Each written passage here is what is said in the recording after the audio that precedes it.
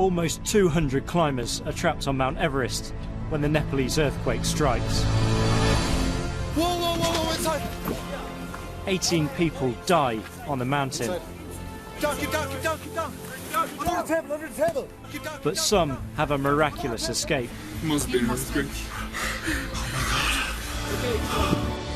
I'm one of the survivors. This is the story of what happened to me on Everest and what I found in the country below.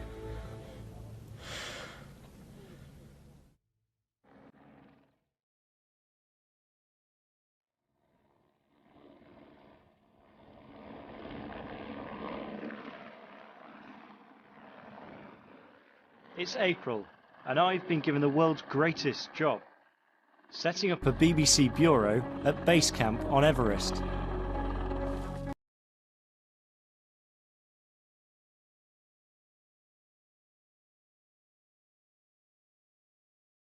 Is the view from my office. I'm here to film the British Army Gurkhas as they try for the summit. So we're now heading over to the Gurkha expedition tent. They're a very friendly bunch, so we're going to say hello to them.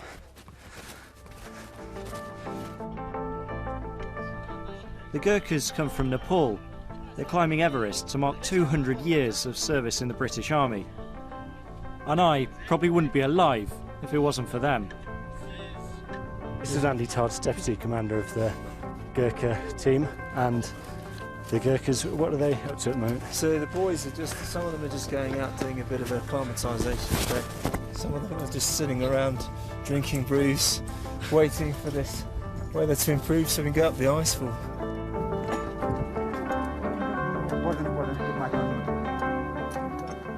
Govinda Rana's used to a challenge. He's completed 4 tours of Afghanistan, but climbing Everest is still daunting. That challenge and this challenge is different. So there is challenge here, it's not fun climbing, top of the world. I mean, when you sit and look at it from your tent door for the last 2 days, It gets bigger, doesn't it?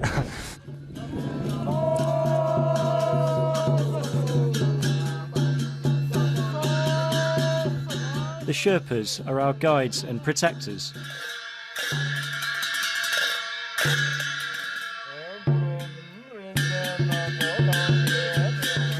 Among them is Kumar, one of the most popular on the mountain.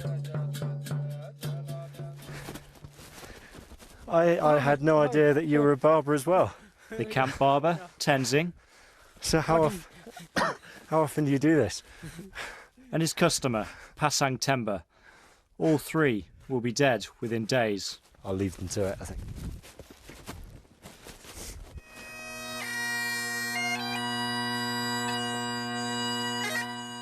The next staging post is Camp 1. To get there, we have to go through the infamous icefall. 16 Sherpas died there last year. The Gurkhas take a moment to pay their respects before we set off from base camp.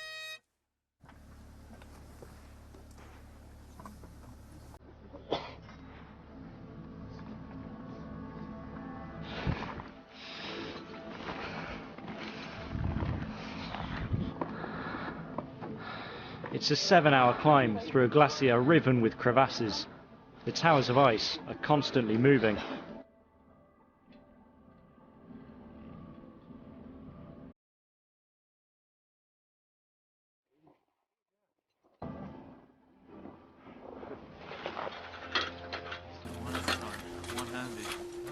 The Khumbu icefall is split into loads of different crevasses, and a way of getting across the crevasses is these ladders. It's quite a big drop down there.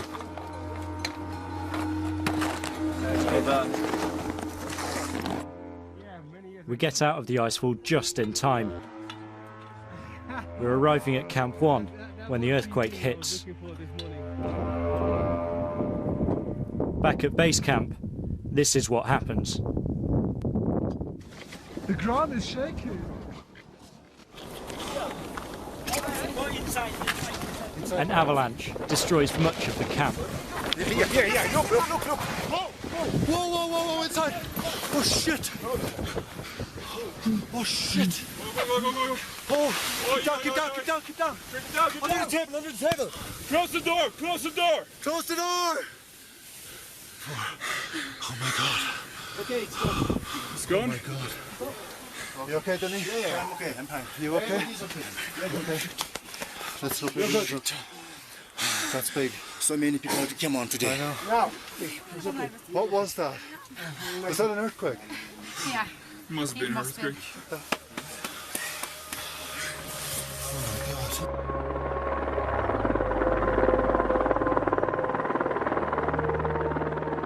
18 people die at base camp. These news pictures show how the injured were rescued and how the most severely injured were airlifted out. But up at Camp 1, we have no idea what's happening.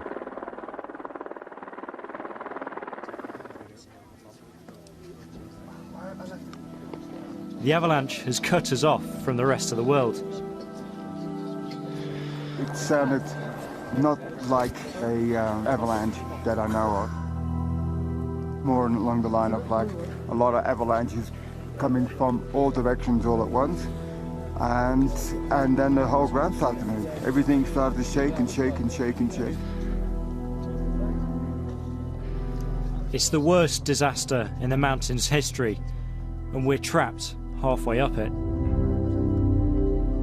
The avalanches keep coming. The ones below us are not dangerous. The ones above are.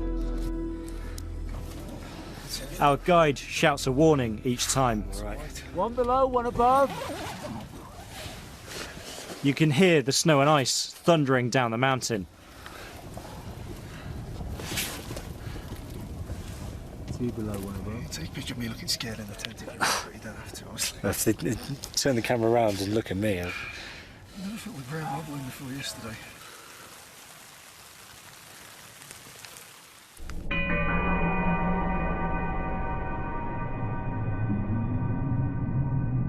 Camp 1 is always dangerous.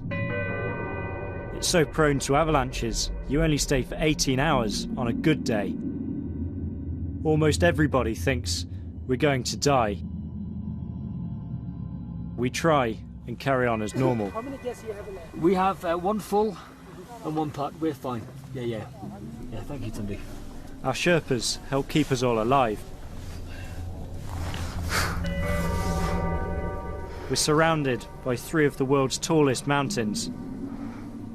We have no way out, and food supplies are running low.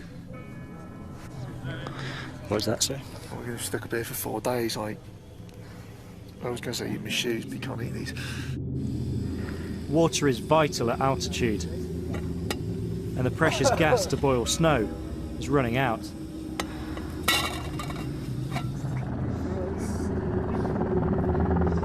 It's 24 hours before we see our first helicopter. A few climbers are rescued. Then the weather closes back in.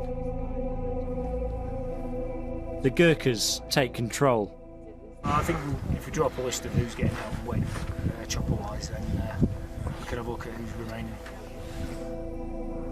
We're stuck for another 24 hours as avalanches come down.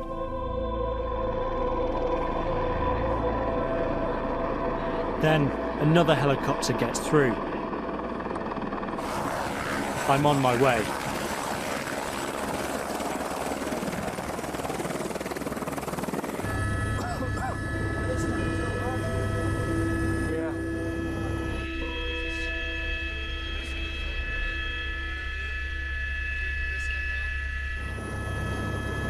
I get my first glimpse of what was base camp.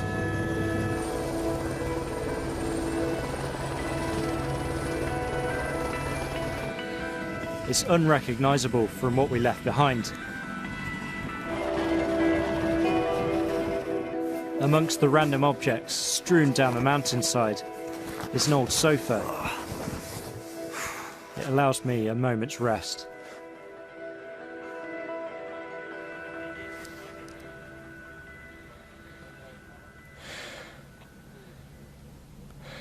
the most ridiculous situation I've ever been in.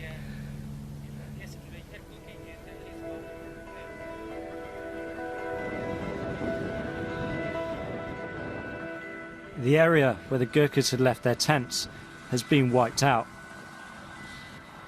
Those near it are either dead or injured. We just knew how bad it was because we looked over to the Gurkha camp and it was flat. There was nothing, it was just nothing. And I came back to the camp and I found the guys. A couple of them were still alive, but they were really bad. My tent was also directly in the path of the avalanche. If I'd been at base camp, I would have been killed. That was my tent. I would have been so dead. But still, the enormity of the event is only just sinking in. I had global news on to me. I said, I think we're flying into Kathmandu today. But, because of course it's like, you know, the #1 story all over the world kind of thing. Yeah. Then it's my turn to leave Everest. Yeah. Yes, I'm going to send Tom now, and I'm going to send the bags. Okay, cheers. The bodies of the climbers are covered with orange tents. It's the last thing I see before I leave. Among them, Sherpas Kumar, Pasang Temba and Tenzing. Away from the mountain, the devastation is far worse. More than 8,000 people have died.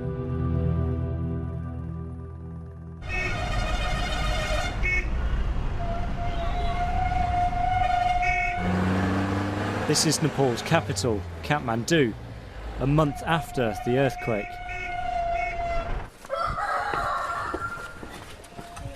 Namaste. I've come to meet Tenzing's family. Chiri. Prima.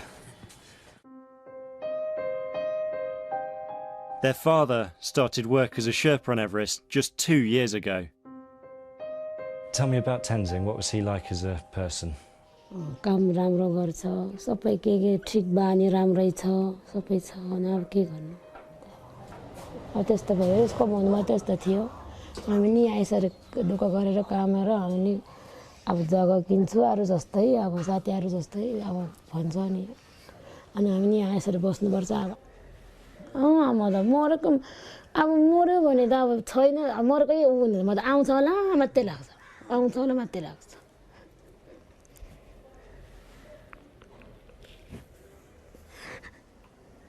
मर्न होला फर्केर आउँछ मात्रै लाग्छ अब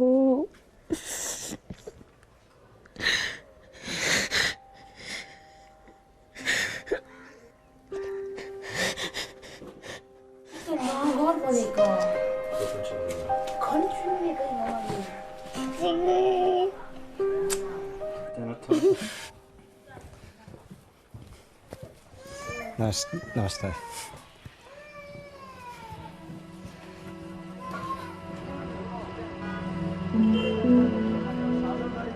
Whole neighbourhoods have been reduced to rubble.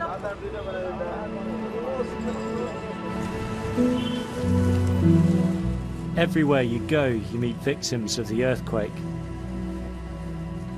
This is the spot where 7 of Amila's family members died. They were redecorating their home when the earthquake struck.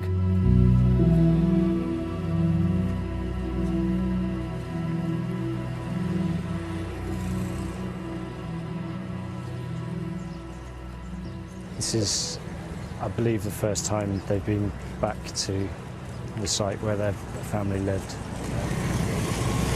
It's not exactly going to be easy for them.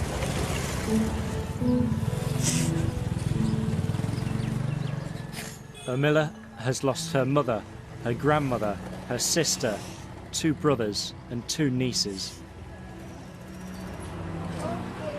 How will you continue with life after this? के गर्ने भन्ने अब पढे लेखेको भए पो जागिर खानी भन्ने जागिर गर्ने भन्ने न पढाइ लेखाइ छ न सिप छ के भनेर हाम्रो लाइफमा के हुन सक्छ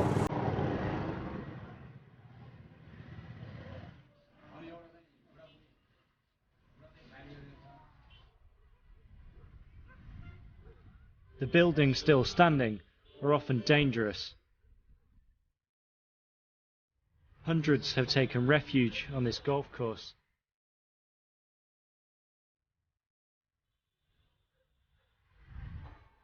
Many rely on charity and foreign aid. We need help. We have 2 babies. I have 1 job. We need food. These people have lost so much, but they retain their hospitality.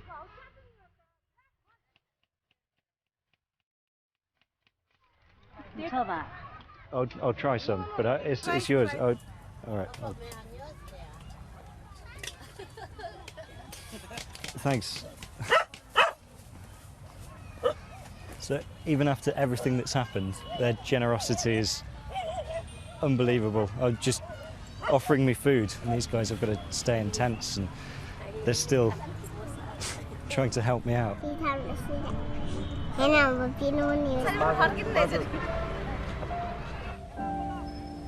If anyone can put this country back together, it's these people.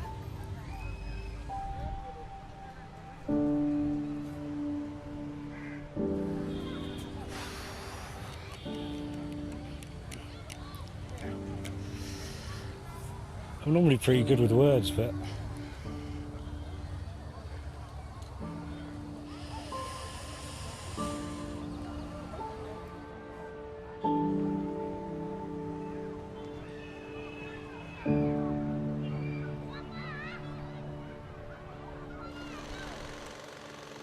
it's not just Kathmandu that has been devastated. Much of the country is in ruins.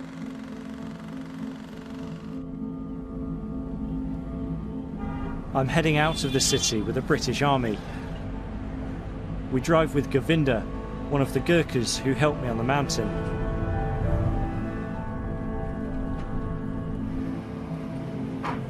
So at the moment we're trying to catch up with a couple of Gurkha Land Rovers to go to the village of Preeti to deliver aid. It's the first time aid's been delivered in this particular place. We're heading to a remote region which was hit by a massive aftershock. It's a grueling 48-hour journey. Every town and village along the way has been severely damaged.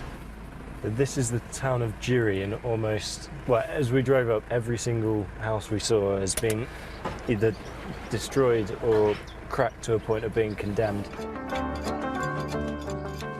It's painfully slow going for our aid convoy.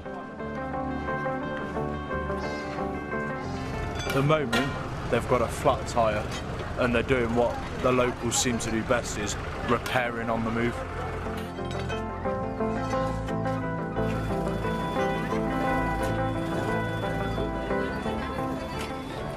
So what we're planning on doing is going out to this area for 2 days. And that will give the Gurkhas a chance to work out exactly how much damage there is and what they can do to help the people there, and us a good opportunity to see how they do it. And we've stopped already.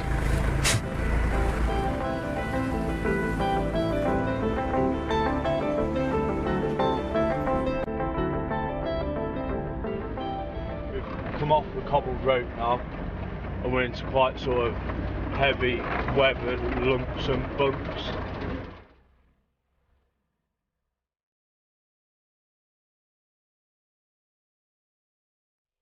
As the roads get worse, the aid lorry struggles to make it up many of the hills.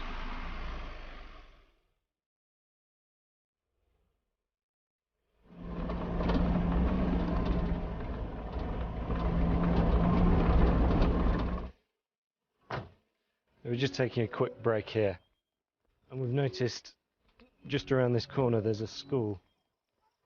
You can see all the blackboards in the corner and the school benches all out on the side.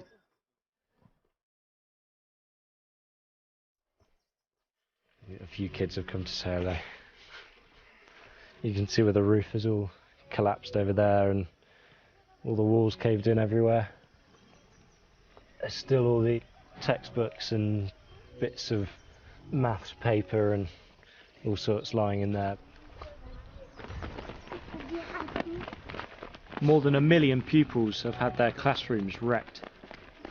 There's 8 classes in this school, so how they're going to teach 8 different groups of people, I'm not sure. That's it. 2 benches in a tent.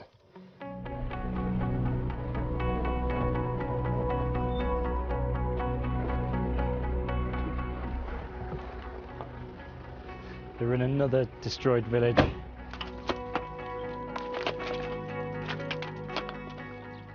Slowly trying to demolish their homes so they can start again from scratch and use the building materials that they've got left. At the end of this road you could probably walk for 5 days and still be finding new villages, which is why it's so difficult to get aid to places and why the Nepalese people have to be so resourceful themselves to actually create somewhere to live. We've been travelling for 2 days and we've scarcely seen an undamaged building. There seems to be another problem around every corner.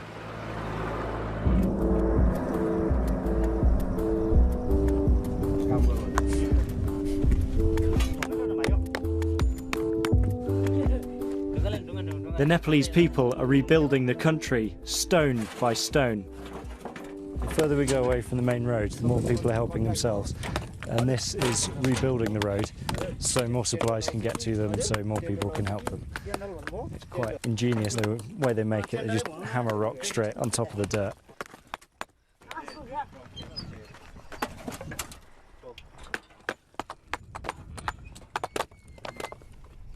Although we actually have to get past because the British Army camp is just down there, so we've got to see if we can get through.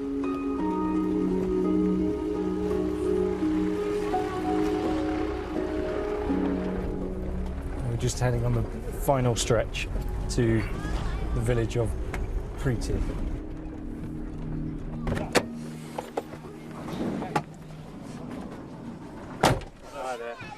Tom. Welcome to Preeti. Cheers. Staff Sergeant Preeti. Preeti. Is in Preeti. Staff Sergeant Preeti Chandan. Yeah. Okay. What I've been doing is, first of all, visiting the welfare pensioners, service pensioners, and the serving personnel. So they're former and serving Gurkhas? Yes, yeah. yes. Visiting their houses and assessing the damage in their building and just checking if they are okay. On top of that, they've been building this temporary structure. We're going to donate that to the school as 2 classrooms. The building is also being used to show the villagers how to construct their own shelters. Obviously, you already seen how resourceful the Nepalese people are. If they see, then they will copy very easily. The old school is too dangerous to use. These buildings will get pupils back in the classroom. Every day, 2 or 3 shock are coming, and they are very much terrified, they are very much afraid. And we only console the students, make them enjoy and forget the fear in their mind and restart their study.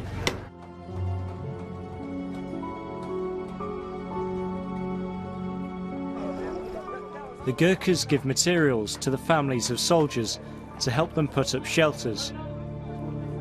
But it's a race against time. The monsoon rains will soon make building impossible. 1,400 houses have been checked in the area. Not a single one is safe to live in.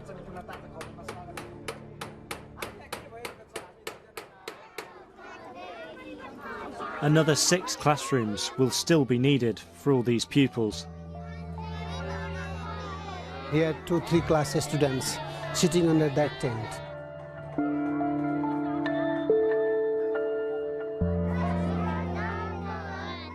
The Gurkhas are moving on to another remote village, and so am I. I'm still haunted by Everest. There's one last thing I need to do.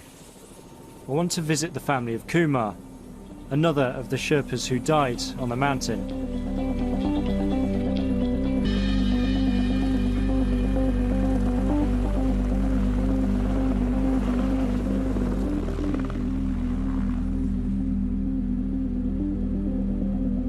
I feel apprehensive. I can't stop thinking it should be Kumar returning home, rather than me. Kumar's widow, Pancha, is waiting to greet me. Namaste. Namaste.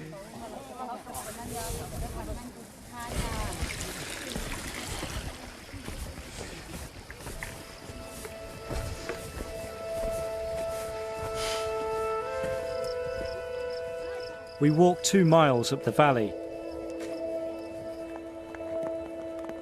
Her home is perched on a hillside.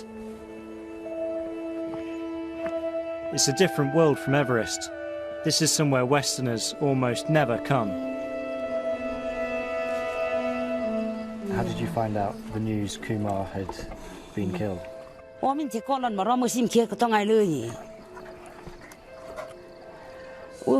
Gas mateo do lo mi tu ji ma u khora che ko nam lo cha sia ke dung sem tuk durwa mi no u mo lo ni chati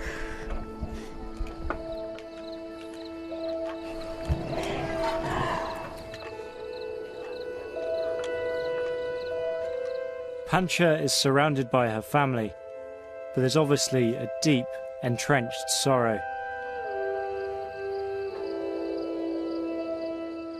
Despite all that they're going through, I'm still offered food and a place to stay overnight. Once again, I'm touched by their hospitality.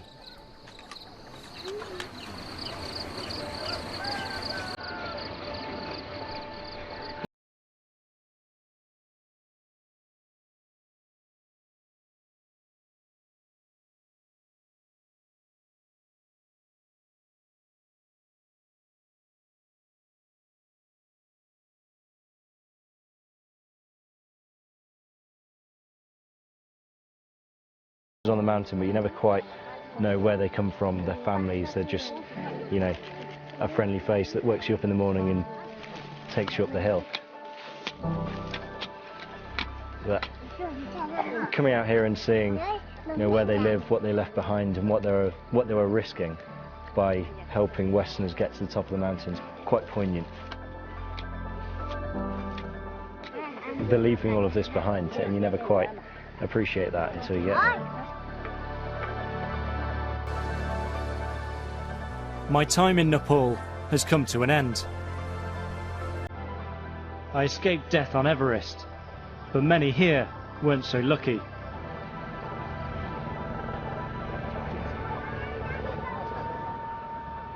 And for those left behind, the struggle to rebuild their country is only just beginning.